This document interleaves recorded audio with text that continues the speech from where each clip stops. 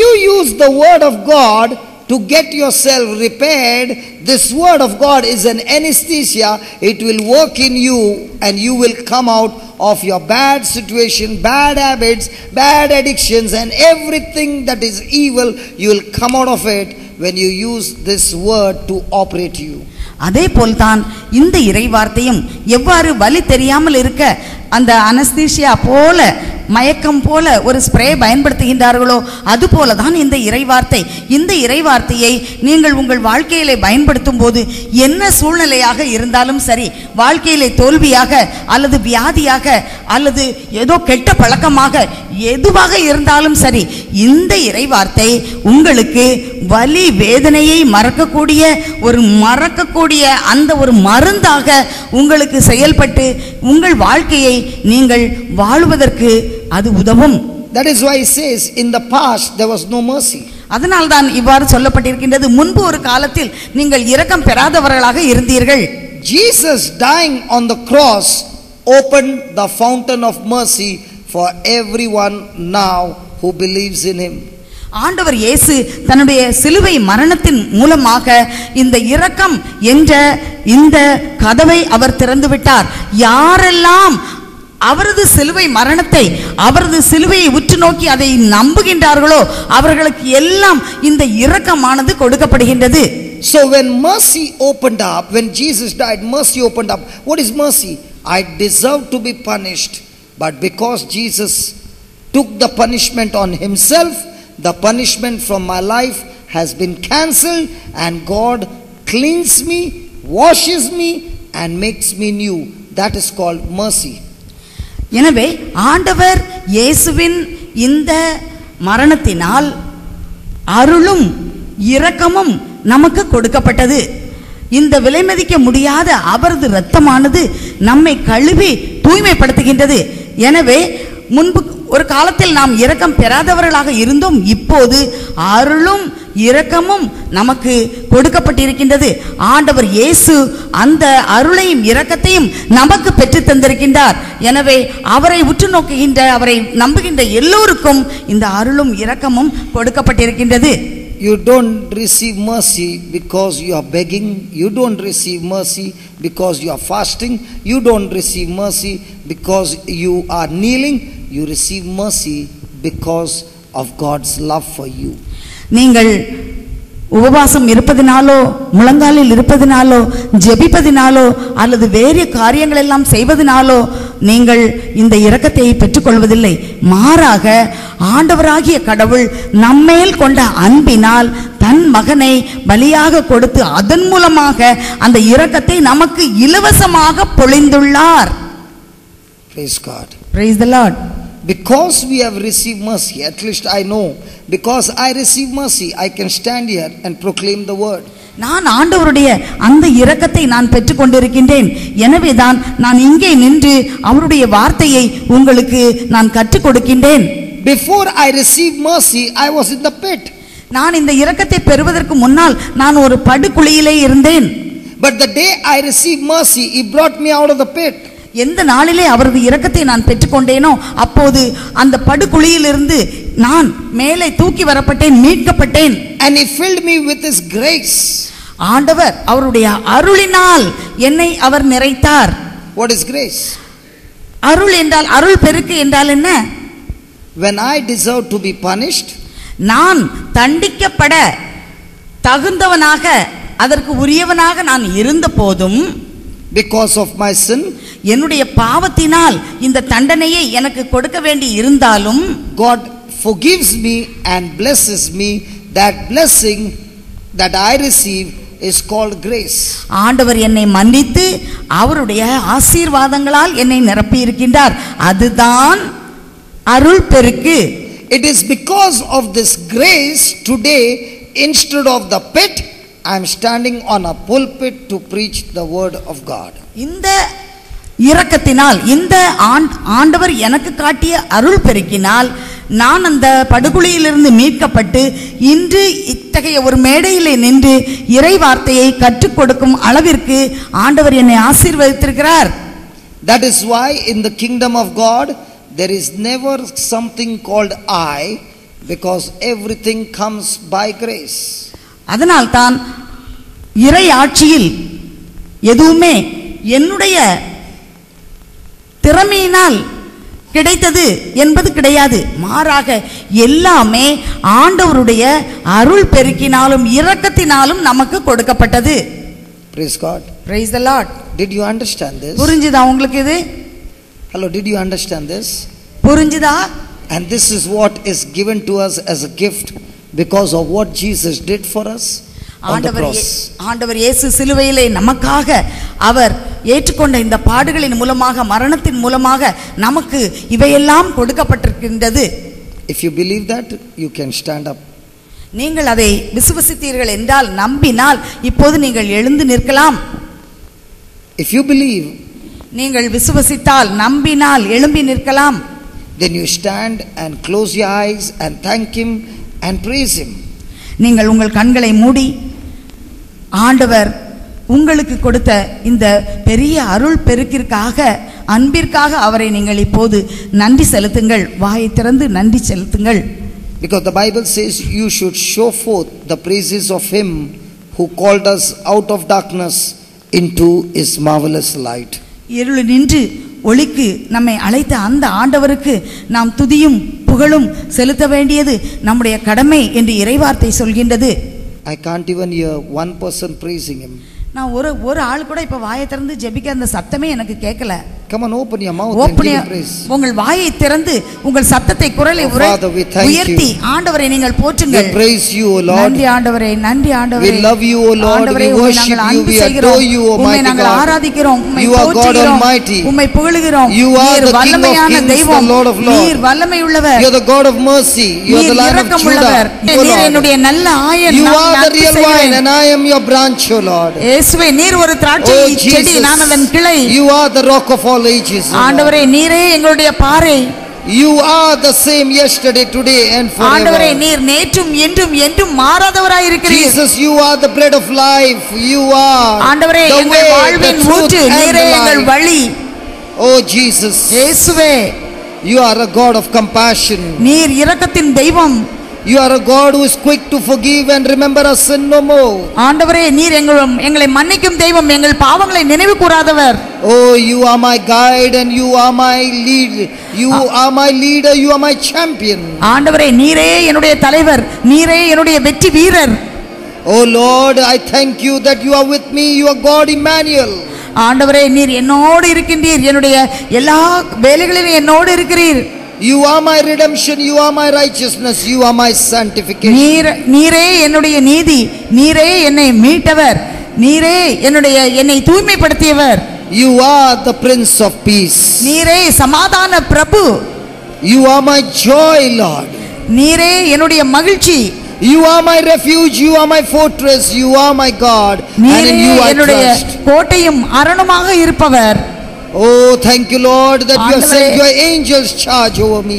ஆண்டவரே, நான் உமக்கு நன்றி செலுத்துகிறேன். உம்முடைய தூதர்களை எனக்கு காவலாக வைத்திருக்கிறீர். Oh, you are my protector. 1,000 may fall this side and 10,000 all around me, but I shall not fear, O Lord, because you are with me, my mighty protector. ஆண்டவரே, என்னுடைய வலப்பக்கம் 1000 விழுந்தாலும் இடப்பக்கம் 10,000 விழுந்தாலும் எதுவும் என்னை அணுகாது. நீர் என்னை காத்துக் கொள்கின்றீரே, என்னை எப்போதும் பாதுகாத்துக் கொள்கின்றீரே. உமக்கு நன்றி ஆண்டவரே. You are my high priest, Lord, seated at the right hand of the Father, and you are praying on my behalf. ஆண்டவரே, நீர் எனக்காக தலைமை குருவாக இருந்து எப்போதும் எனக்காக பரிந்து பேசிக் கொண்டிருக்கின்றீரே. உமக்கு நன்றி. Oh Lord, through you I can come to the throne of grace with boldness and with confidence. ஆண்டவரே, உமது வீட்டிலே உமது அரியணைக்கு அருகில் வரும்படியாக என்னை நீர் ஆசீர்வதித்திருக்கிறீரே, அதற்காக நன்றி. Oh, you are the strength in me, O Lord. ஆண்டவரே, என்னுடைய பலமாக நீர் இருக்கிறீரே, உமக்கு நன்றி. It is you who gives me victory over the powers of darkness. ஆண்டவரே, இருளில் நின்று அந்த இருளின் அதிகாரத்திலிருந்து எனக்கு வெற்றியை கொடுத்தவர் நீர். Oh Lord, your grace makes me strong when I am weak. I thank you. ஆண்டவரே, என்னுடைய பலவீனத்தில் உம்முடைய அருள் பலமாக இருப்பதற்காக நன்றி. Oh my God, you supply all my needs according to your riches in glory through Jesus Christ. என்னுடைய குறைவுகள் எல்லாம் நீர் உமது ஒப்பற்ற செல்வத்தினால் எனக்கு நிறைவாக்கி இருக்கிறீரே உமக்கு நன்றி. Oh God, you are my God who forgives all my sins and heals all my disease. ஆண்டவரே என்னுடைய எல்லா பாவங்களையும் நீர் மன்னித்து என்னுடைய எல்லா நோய்களையும் நீர் குணமாக்கி இருக்கிறீரே உமக்கு நன்றி. Oh Lord, you are my God who renews my strength every moment and makes me young like a youth and makes me fly like an eagle. ஆண்டவரே நீர் எப்போதும் என்னுடைய இளமையை நீர் புதுப்பித்துக் கொண்டிருக்கிறீரே, எனக்கு பலம் கொடுத்து கொண்டிருக்கின்றீரே, அதற்காக உமக்கு நன்றி. Oh God, you are my God. When I call out to you, you hear me. You hear my cry and you come and save me. ஆண்டவரே எப்போதெல்லாம் உம்மை நோக்கி நான் கூப்பிடுகின்றேனோ அப்போதெல்லாம் என்னுடைய கூக்குரலுக்கு நீர் செவி சாய்க்கிறீரே உமக்கு நன்றி. Thank you Lord, you are the living God who dwells among your people. ஆண்டவரே நீர் குணப்படுத்தும் தெய்வமாக உம்முடைய மக்களுக்கு இடையிலே நீர் இருக்கிறீரே, அதற்காக உமக்கு நன்றி. Lord, I was stuck in that murky clay, but it is you, by your grace, you lifted me up. ஆண்டவரே நான் அழிவு தரும் குழியிலே நான் விழுந்து கிடந்தாலும் என்னை தூக்கி நிறுத்தி இருக்கிறீரே உமக்கு நன்றி. Oh Lord, you have put your strength in me like the feet of a deer. ஆண்டவரே மான்களின் கால்களை போல நீர் எனக்கு வல்லமை கொடுத்து பலம் கொடுத்து ஓடச் செய்து பலவானாக்கி இருக்கிறீரே உமக்கு நன்றி. No matter how great the mountain, O Lord, you help me to climb every mountain and conquer every mountain of my life. ஆண்டவரே வாழ்க்கையில் நான் மலைகளை போல சந்திக்கின்ற பிரச்சனைகளில் எல்லாம் நான் ஏறி எந்த மதிலையும் தாண்டுவேன் என்று எனக்கு நீர் கொடுத்திருக்கின்ற பலத்துக்காக நான் நன்றி செலுத்துகிறேன். Thank you Lord, you are the God of love. ஆண்டவரே நீர் அன்பின் தெய்வமாக இருப்பதற்காக நான் உமக்கு நன்றி செலுத்துகிறேன். And you love me செலுத்துகிறேன். so much, O Lord, that you did not spare your only son. ஆண்டவரே நீர் எவ்வளவு அன்புள்ளவர் என்றால் நீர் உம்முடைய ஒரே மகனை எனக்காக நான் அழியாமல் இருப்பதற்காக கொடுத்தீரே உமக்கு நன்றி. I thank you for your love. ஆண்டவரே உமது அளவற்ற அன்பிற்காக நான் நன்றி செலுத்துகிறேன். I thank you Lord that you are my God who have anointed me with your Holy Spirit. ஆண்டவரே நீர் என்னை அபிஷேகம் செய்யும் ஆண்டவராக இருப்பதற்காக உமக்கு நன்றி செலுத்துகிறேன். Everyone rejected me, O Lord, but you have never forsaken me or forgotten me. ஆண்டவரே எல்லோரும் என்னை தள்ளிவிட்டாலும் என்னை கைவிட்டாலும் நீர் என்னை ஒருபோதும் கைவிடாத தெய்வமாக உன்னை விட்டு விலகுவதில்லை என்று சொல்லி என்னை I thank you Lord that you love me so much that you have engraved, not written but engraved my name on the palm of your hand. ஆண்டவரே உமது உள்ளம் கைகளிலே என்னை பொறித்து வைத்திருக்கிறீரே, அதற்காக நான் உமக்கு நன்றி செலுத்துகிறேன்.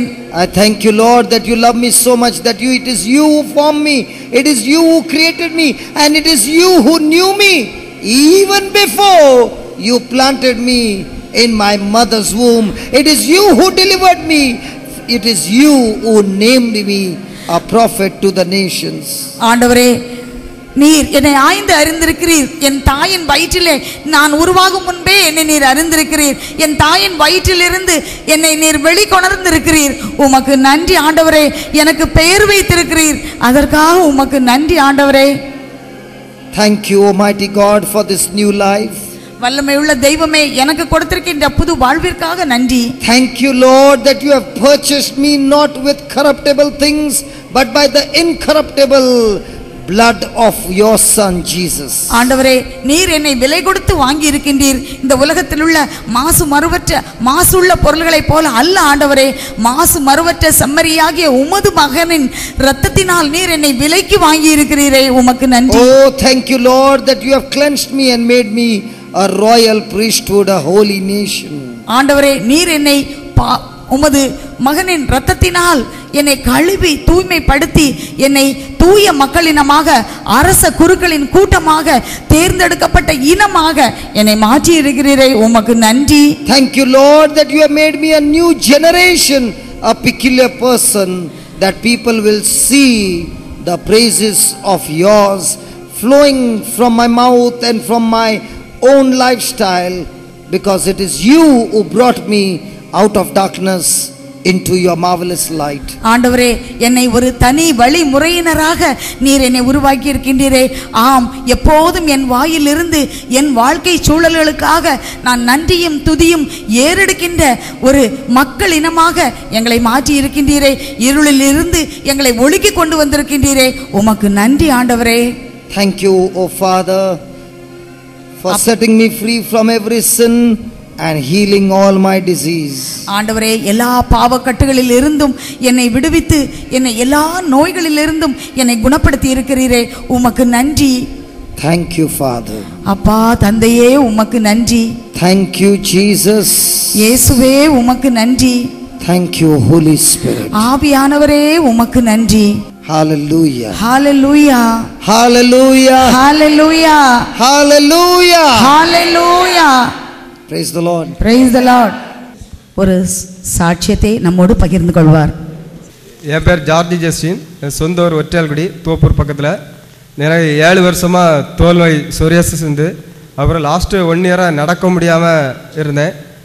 அப்போது புன்னை நகரில் நடந்த தியான கூட்டத்தில் வந்து 3 நாள் நடந்த தியான கூட்டத்தில் சகோதரர் பீட்டோ அவர்கள் மூலம் போயிருந்தேன். அப்போ என்ன ஆட்டோவில் தூக்கி தான் வந்து சேரில் வந்து இருத்தினாங்க. அப்போது அதில் நடந்த தியான கூட்டத்தில் வந்து இறை வார்த்தை, இயேசுவின் இரத்தத்தால் கழுவப்பட்டு குணமடைந்த வார்த்தை மூலம் அவங்க ஜெபிச்சாங்க. அப்போ வந்து அந்த நேரத்தில் அந்த கூட்டத்தில் எழுந்திரிச்சு உற்சாகம் நடந்தேன். அதுலேருந்து நல்லா நடக்கிறதுக்கெல்லாம் நல்லா பூரண சுகம் கிடச்சிது. அதோட சகோதரங்க சொன்னாங்க, உன் தோல் நோயும் பழையது மாதிரி கொஞ்சமாக குணமடையணும்னு சொன்னாங்க. அதே மாதிரி என்னுடைய தோல் நோய்களும் கொஞ்சமாக குணமடைந்து இருக்குது. 1 வருஷமாக இப்போ மருந்தெல்லாம் அதிகம் எடுக்கிறது இல்லை. இந்த தியான கூட்டங்களுக்கே வந்துக்கிட்டு இருக்கேன். பூரண குணமாக அடைந்துக்கிட்டு இருக்கேன். மரியே வாழ்க, இயேசுக்கே நன்றி. Brother George Justin, last 7 years he was having this problem. What is called psoriasis. So last year, January 30th, at Pune Nagar Jasan Mahal, the retreat was going on. So he came by auto rickshaw. He was not able to walk. He was carried and brought to the stage, and he was attending the whole prayer. At the end, brother gave him the word of God. By the wounds of Jesus I am healed, by the blood of Jesus I am healed. When he was repeating the same thing during the prayer, he felt that he was completely healed. He was able to walk. Then last 1 year, wherever the brothers' meeting is going on, he is attending the meeting. Now he feels he is completely healed, and he is not having any itching at all. Certain marks are there, and that also he feels he is completely healed. So he is giving the testimony to give thanks to God. Praise the Lord. ஆண்டவரை கரங்கள் தட்டி நாம் மகிமைப்படுத்துவோம்.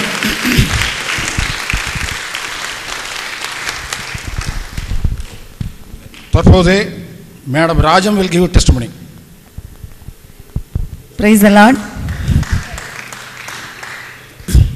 என்னுடைய வாழ்க்கையில் நிறைய ஆண்டவருக்கு சாட்சி சொல்லக்கூடிய பல வகையான நிகழ்வுகள் இருந்தாலும் நான் அவ்வளவையும் பகிர்ந்து கொள்ள முடியாத காரணத்தினால ஒரு சிறிய ஒரு சாட்சியை, அதாவது வாழ்க்கையில் நிறைய ஃபேஸஸ் இருக்குது. நம்ம படிக்கிறது, அதுக்கப்புறம் நம்ம வேலைக்கு போகிறது, அப்புறம் திருமண வாழ்க்கை, குழந்தைகள் வளர்ப்பு, அப்புறம் அவங்க வாழ்க்கையில் அவங்கள செட்டில் பண்ணுறது, ரிட்டையர்மெண்ட், இப்படி நிறைய ஃபேஸஸ். இப்போ I am Dr. Rajam. So I am also going to give a small testimony.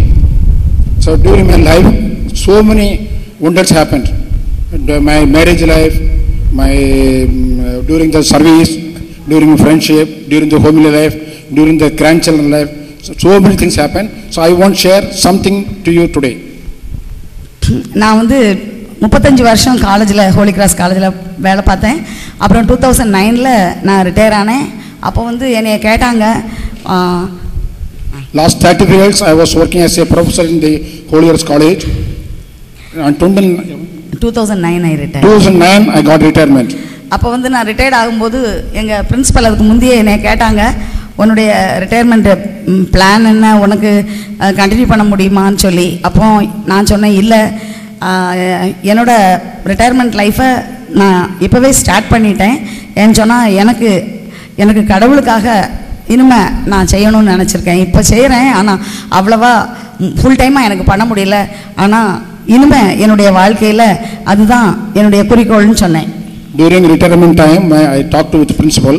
Principal asked me, what is your future plan? Are you going to continue teaching line or what are you going to do? So madam said, So now I already decided to get a retirement, and I want to spend some time with the God. So whatever way I can serve God, that is my future plan. அதுக்கப்புறம் இந்த bishops ஹவுஸில் ஒரு தியானம் நடந்தது. அந்த டைமில் ஒருத்தங்க சேலத்துலேருந்து translate பண்ண வந்திருந்தாங்க. நான் அட்டன் பண்ணேன். அப்போ அவங்களுக்கு செகண்ட் டே வந்து அவங்களுக்கு கண்டினியூ பண்ண முடியல. அந்த நேரத்தில் ஃபாதர் கப்ரியல் சொன்னாங்க, ராஜம் நீ டிரான்ஸ்லேட் பண்ணுன்னு சொல்லி. அந்த நேரத்தில் நான் போய் ஆரம்பித்தேன் இந்த பணியை.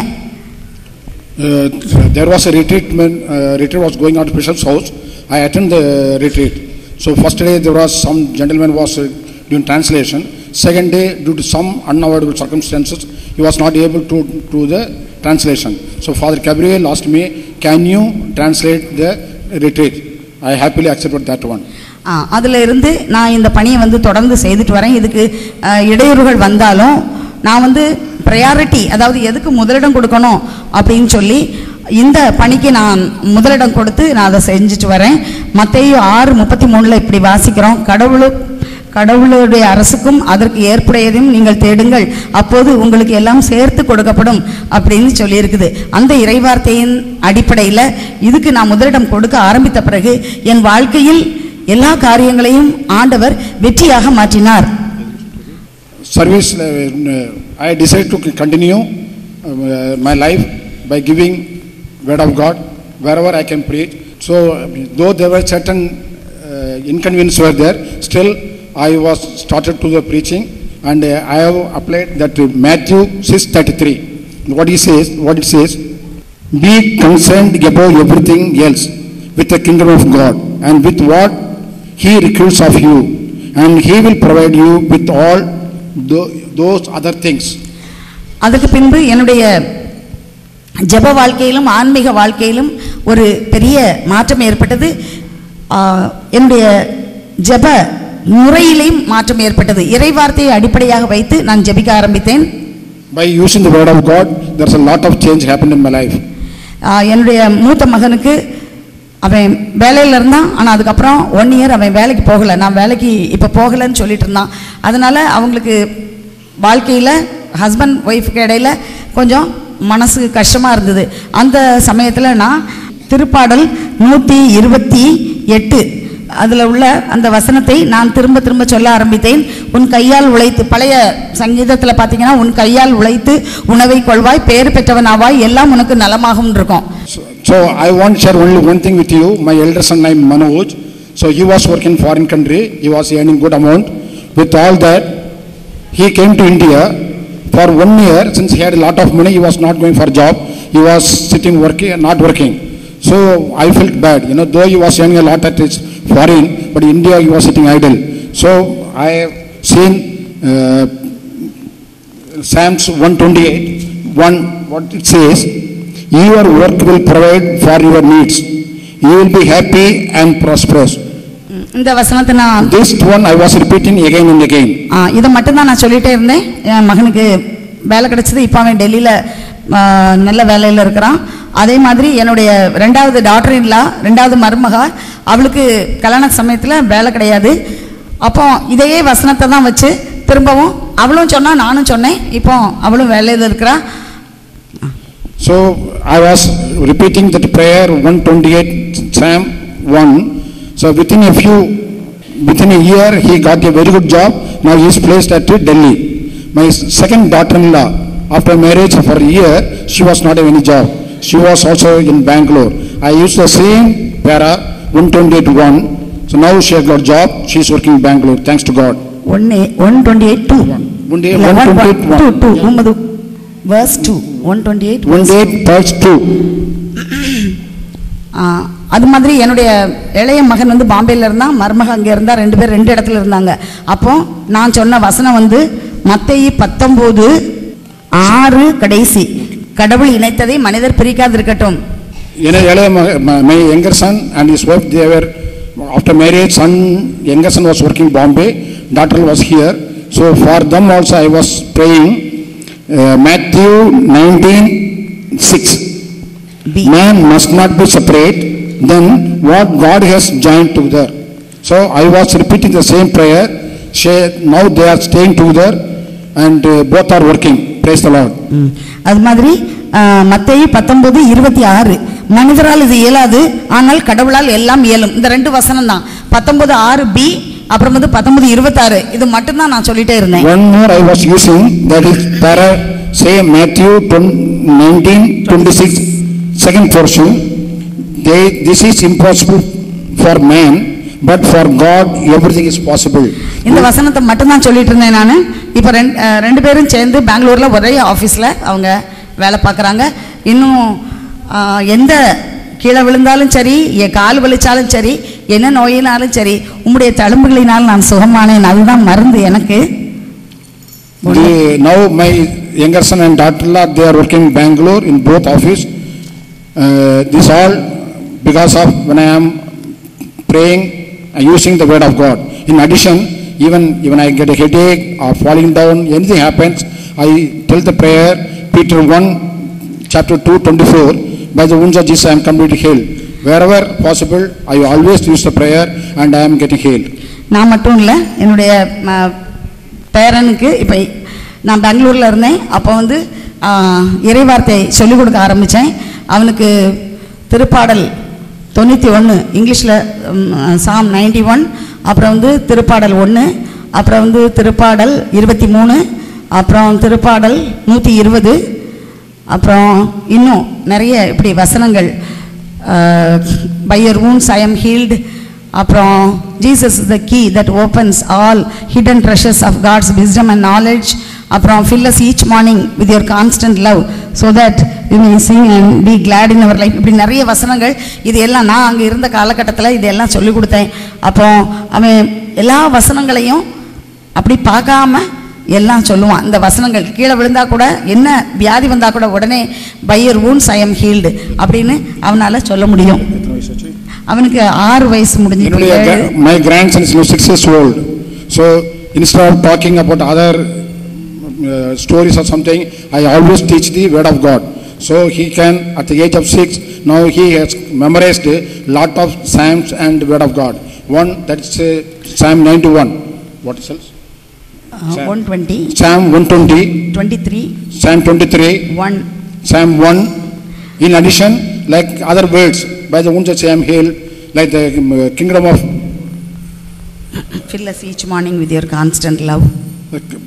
In addition, the white book in the prayer, lot of prayers are there, that also is repeating. So every day he is spending some time with the word of God at the age of 6. Praise the Lord. அப்புறம் பைபிளில் உள்ள எல்லா கதையும் முதல்ல ஜெனசிஸ்ல இருந்து கடைசி வரைக்கும் எல்லா கேரக்டர், எல்லா கதை எல்லாமே அவனுக்கு தெரியும். அந்த நாள்கள் ஃபுல்லாக நான் இந்த இறைவார்த்தையை நான் கற்றுக் கொடுத்தேன். போன வாரத்தில் நாங்கள் டிவைனுக்கு போனோம்.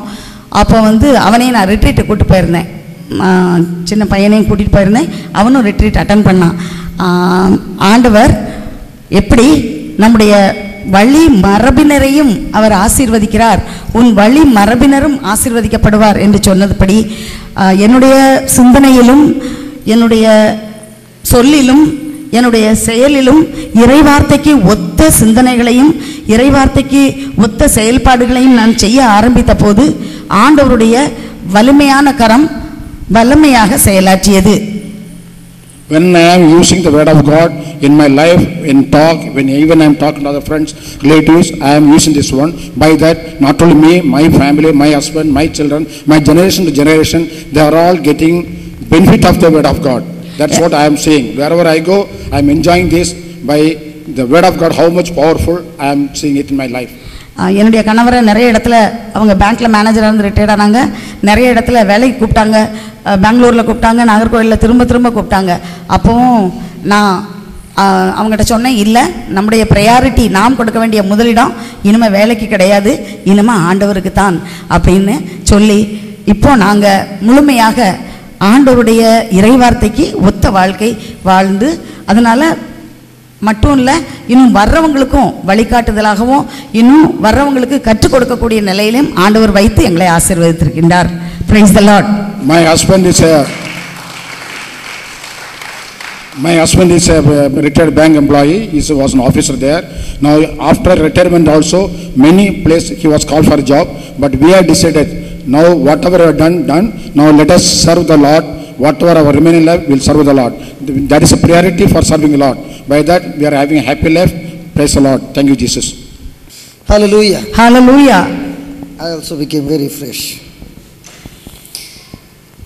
1 Peter 2:11. 1 பேதுரு 2:11. God is calling dearly beloved. ஆண்டவர் அன்பிற்குரியவர்களே என்று அழைக்கின்றார். I beseech you as strangers and pilgrims, abstain from fleshy lust which wars against the soul. நீங்கள் அந்நியரும் தற்கால குடிகளுமாய் இருப்பதால் ஆன்மாவை எதிர்த்து போர் புரியும் ஊனியல்பின் இச்சைகளை விட்டுவிடும்படி உங்களை வேண்டிக் கொள்கிறேன். Abstain from fleshy lust. ஊனியல்பின் இச்சைகளை விட்டுவிடும்படி. Why? Because it was against the soul. ஏனென்றால் அது ஆன்மாவை எதிர்த்து போர் புரிகின்றது. It war. The Bible says war. பைபிளிலே போர் என்று குறிப்பிடப்பட்டுள்ளது.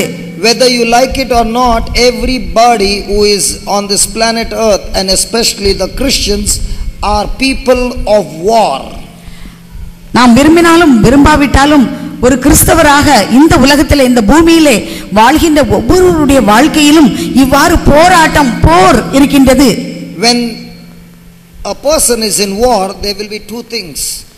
இவ்வாறு இந்த போரில் ஈடுபடும் போது இரண்டு காரியங்கள். Either there will be a kill or there will be captivity. அங்கு ஒரு அடிமைத்தனம் இருக்கும். Captive. Or kill. ஒன்று அந்த போரிலே அவர்கள் கொல்லப்படுவார்கள் அல்லது அடிமைகளாக அவர்கள் எடுத்து செல்லப்படுவார்கள். You watch in verse number 11, he says abstain from fleshy lust.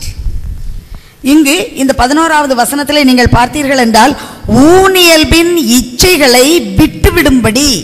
Every thought coming from the devil which is contradicting to God's word is lust.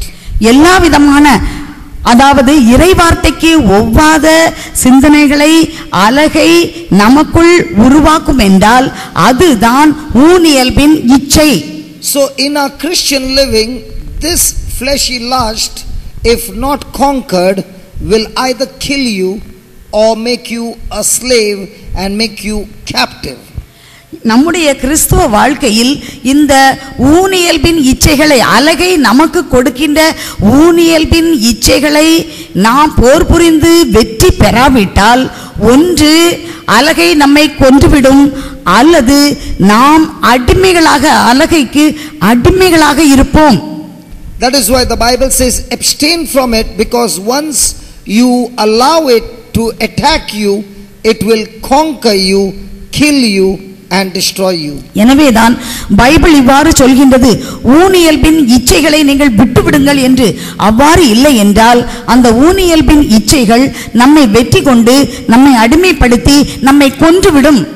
The Bible teaches us it will war against the soul. Bible இவ்வாறு சொல்கின்றது, ஊனியல்பின் இச்சைகள் நம்முடைய ஆவிக்கு எதிரான போராட்டமாகும். Your soul is composed of your mind, your will and your emotions. உங்களுடைய ஆன்மாவானது உங்களுடைய எண்ணங்களையும் சிந்தனைகளையும் உணர்ச்சிகளையும் உள்ளடக்கியது. I repeat again, your soul is composed of your mind, your will and your emotions. உங்களுடைய ஆன்மாவானது உங்களுடைய எண்ணங்களையும் விருப்பங்களையும் உங்களுடைய சிந்தனைகளையும் உணர்ச்சிகளையும் உள்ளடக்கியது. Man is a spirit being. மனிதன் ஒரு ஆன்மாவை உடைய ஒரு பிறவி. And this spirit being has a soul. இந்த ஆன்மாவை உடைய இந்த மனிதனுக்கு ஒரு ஆவி இருக்கின்றது. And this spirit being who has a soul, he lives in a house and the name of the house is your body. இந்த ஆவி வாழக்கூடிய ஒரு வீடு இருக்கின்றது, அதுதான் உங்களது உடல். So your spirit cannot connect to your body directly. உங்களுடைய ஆவி உங்கள் உடம்போடு நேரடியாக தொடர்புடையது அல்ல. It is your soul that connects your spirit and also connects your body. அந்த சோல் உங்களுடைய ஆன்மா அதுதான் உங்களுடைய ஆவியையும் உங்களுடைய உடலையும் இணைக்கின்ற பாலம். Praise God. Praise the Lord. That is, your body is neither moral nor immoral. எனவேதான் உங்களுடைய உடல் ஒரு மாறலாக, அதாவது மதிப்பீடுகளை உள்ளடக்கியதாகவோ உள்ளடக்கியது இல்லாததாகவோ இருக்கின்றது. Yesterday we learnt a fantastic example. Eve, her body was holy. Adam, his body was holy. They were in obedience to God's word. But what happened? When Satan spoke the word, he warred against her soul and changed her mind, changed her thinking, changed her emotion. நேற்று நாம் பார்த்தோம், ஆண்டவர் படைக்கும் போது ஆதாமனுடைய உடலும் ஏவாளுடைய உடலும் அங்கு தூய்மையாகத்தான் இருந்தது. ஆனால் அலகையானது அதனுடைய வார்த்தையினாலே ஏவாளுடைய ஆன்மாவுக்குள் அந்த வார்த்தையானது புகுந்தது. அதாவது அவளுடைய எண்ணத்திலும் சிந்தனையிலும் உணர்ச்சிகளையும் அந்த வார்த்தையானது பாதித்து அங்கு அவள் கீழ்ப்படியாமைக்கு, அவர்கள் இருவருமே கீழ்ப்படியாமைக்கு அது வழிவகுத்தது.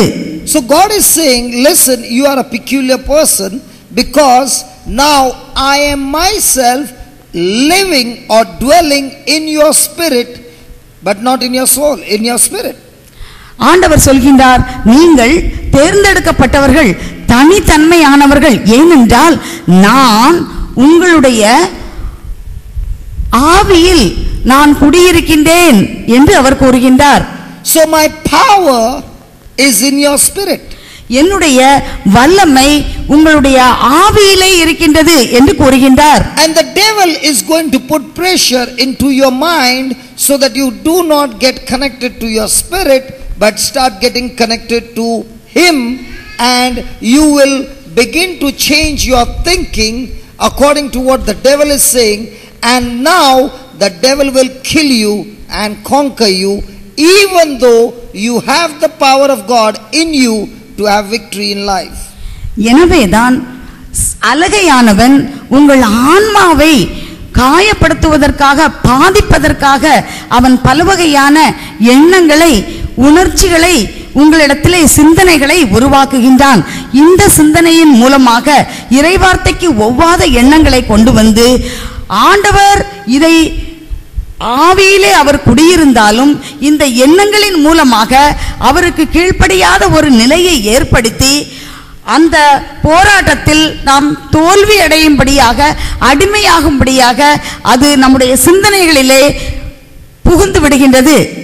Now when you go to Ephesians 1, I am not going to open there, from 15 onwards it says that we who are Christians, God has blessed us in our spirit the power to raise the dead. எபேசியர் 1:15 வசனம் முதல் நாம் வாசித்து பார்த்தால் அங்கு ஆண்டவர் நம்முடைய ஆவிக்கு God has put his power in our அவருடைய spirit. வல்லமையை நம்முடைய ஆவியிலே அவர் கொடுத்திருக்கின்றார். அதன் மூலமாக நாம் இறந்தவர்களை உயிர்த்தெழச் செய்யக்கூடிய அளவுக்கு நமக்கு வல்லமை இருக்கின்றது என்று குறிப்பிடுகின்றது. You have been given the power to everyone who believes in Christ, the power to raise the dead. நீங்கள், உங்களுக்கு ஆண்டவருடைய வல்லமை கொடுக்கப்பட்டிருக்கின்றது. யாரெல்லாம் ஆண்டவராகிய இயேசு கிறிஸ்துவின் மேல் விசுவாசம் வைக்கின்றார்களோ அவர்களுக்கு இறந்தவர்களை உயிர்ப்பிக்க கூடிய அளவு வல்லமை கடவுளால் நமக்குள், நம்முடைய ஆவிக்குள் கொடுக்கப்பட்டிருக்கின்றது. Now yesterday I had an attack of the devil. நேத்து எனக்கு அலகையோட ஒரு போர் இருந்தது. I did not speak to anybody about it. நான் யார்கிட்டயுமே அதை பத்தி சொல்லல.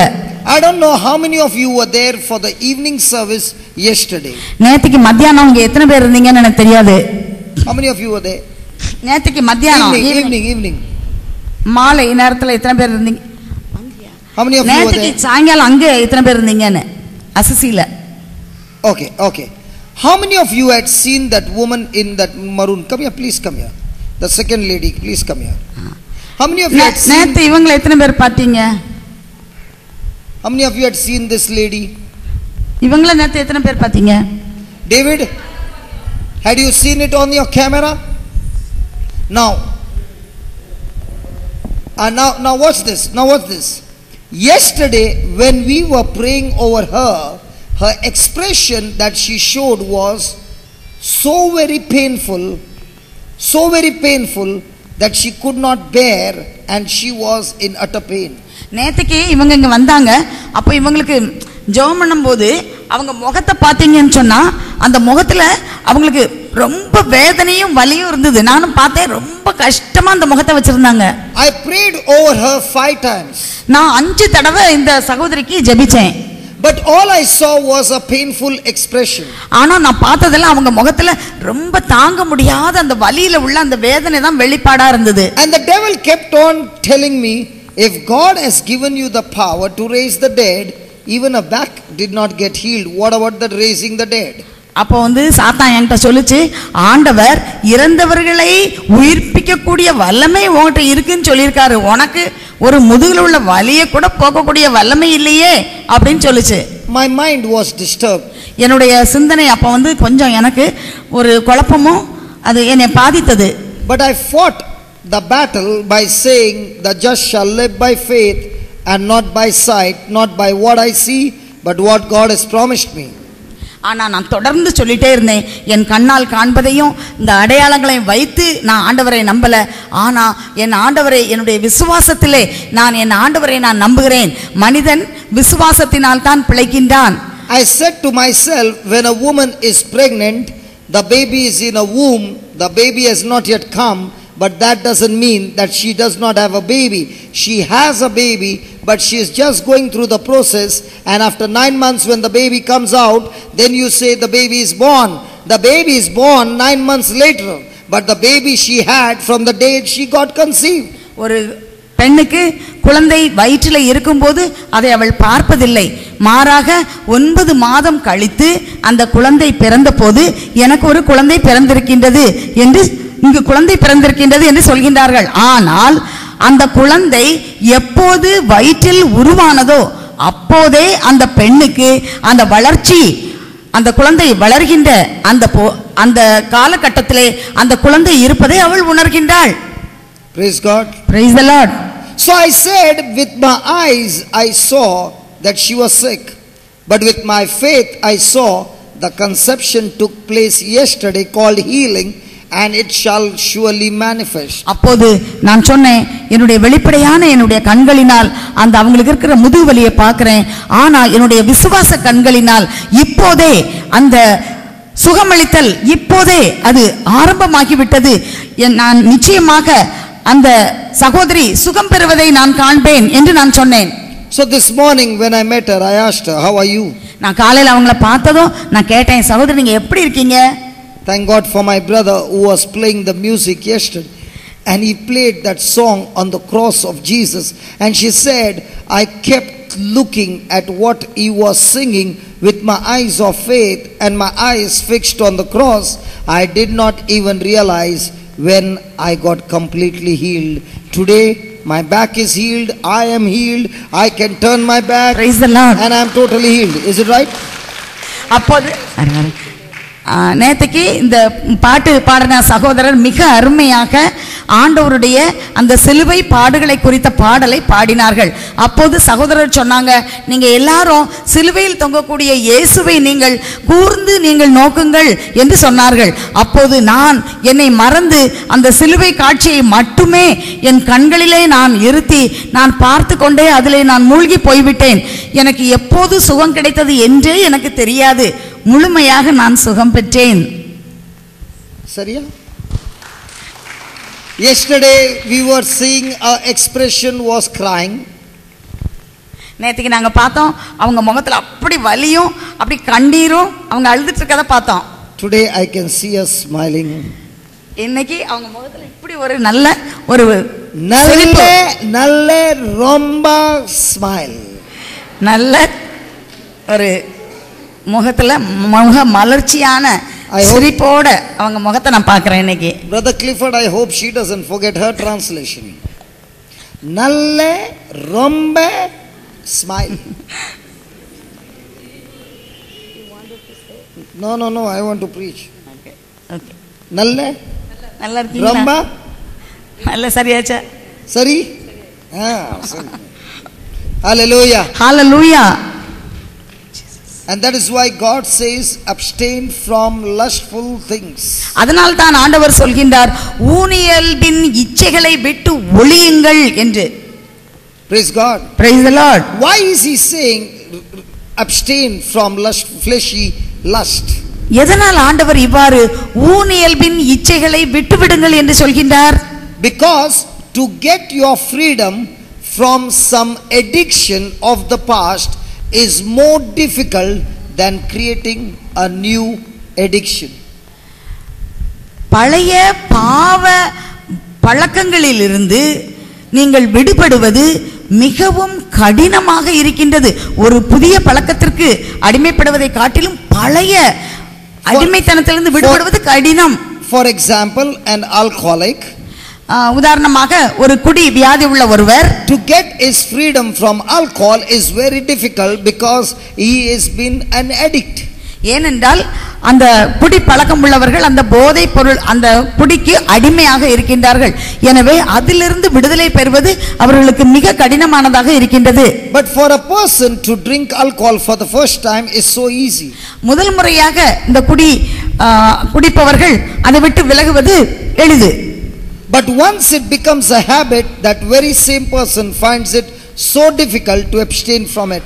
அதே குடிக்கக்கூடிய அந்த தன்மையானது பழக்கமாக மாறிவிட்டால் குடி பழக்கமாக மாறிவிட்டால் அதிலிருந்து வெளிவருவது மிகவும் கடினம்.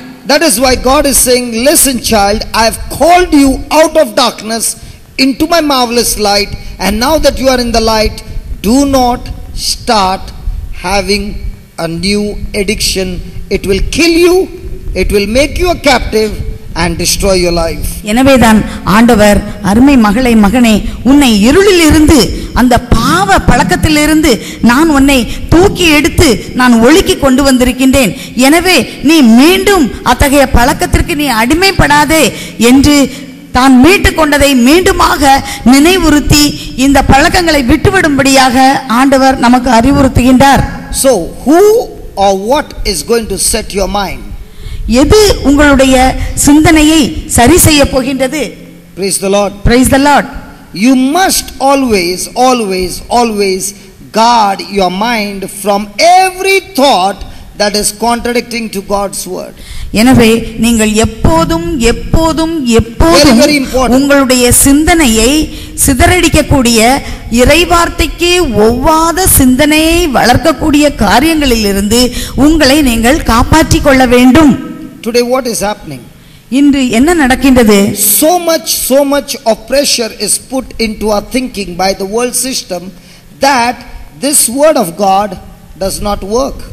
இன்று நாம் எதை பார்க்கின்றோம்? நம் வாழ்க்கையிலே இந்த உலக அமைப்பானது நம்முடைய சிந்தனைக்குள் எவ்வளவு காரியங்களை அது திணித்து நம்மை பரபரப்பாக உள்ளவர்களாக மாற்றி விடுகின்றது. எனவே நமக்கு இந்த இறை வார்த்தையை நாம் வாசிப்பதற்கோ அல்லது நம்முடைய சிந்தனைக்குள் அதை கொண்டு வருவதற்கோ இயலவில்லை. That is why when you put the news channel, they don't give you good news, they only give you bad news. எனவே தான் நியூஸ் பார்க்கணும்னு சொல்லி டிவில சேனல்ல ஆன் பண்ணீங்கன்னா அதுல நீங்க பார்க்கிறது எல்லாம் துக்கமான கெட்ட செய்தியே. How many times have you seen on the news channel they saying how Jesus healed somebody or somebody got a miracle, or do they show you what happened in Japan and how many people died? They don't show you how many people were set free from death. They don't show you how many people were miraculously healed of cancer. They show you how people live a sinful life. நீங்கள் news சேனலை திருப்பி நீங்க பாத்தீங்கன்னா அங்க எதை காட்டுறாங்க? ஜப்பான்ல நடந்த பூகம்பத்தையும் இறந்தவங்களையும் அவங்க காட்டுறாங்க. எப்பவாவது ஆண்டவர் இயேசு இத்தனை பேருக்கு சுகம் கொடுத்திருக்கிறாரு, கேன்சர்ல இருந்து இத்தனை பேர் சுகமாயிருக்காங்க, இத்தனை பேருக்கு விடுதலை கிடைச்சிருக்கு அப்படிங்கிற ஒரு செய்தியை அதுல நீங்க பார்க்கறது இல்ல. மாறாக பாவ பழக்க வழக்கங்களையும் பாவத்தில் மூழ்கி இருக்கக்கூடிய காரியங்களையும் இன்னும் அழிவையும் இதைத்தான் நமக்கு திரும்ப திரும்ப காட்டுகின்றார்கள். What happened? Avoid listening to people who are trying to convince that the Bible is not the final authority, because we who are people who are peculiar people, for us the word of God is the final authority. If God says so, it is so, no question asked. We just submit to this word. But you will find people trying to convince you that the word is not the final authority. So avoid such kind of people who are trying to influence you, because once you get influenced by their thinking and their words, you have already set your life into destruction. நீங்கள் இறைவார்த்தைக்கு பதிலாக மனிதர் தரக்கூடிய ஆலோசனைகளை நீங்கள் கேட்பீர்கள் என்றால், அதற்கு செவி கொடுப்பீர்கள்